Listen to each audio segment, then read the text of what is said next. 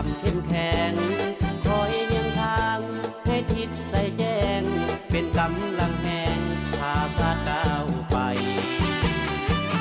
สู่ความเจริญรุ่งเรืองและศรีวิไลสาวเล่าเฮาทุกคนน้อยใหญ่ต่างก็ภูมิใจตามการนำพาย้อนบ่ได้มีการนำอันสลาดสงสัยคอยนำทางพาสาก้าวไปสู่ยุคสมัยของความก้าวหน้าองค์การแนวโบมได้ให้บทเรียนและคำปรึกษา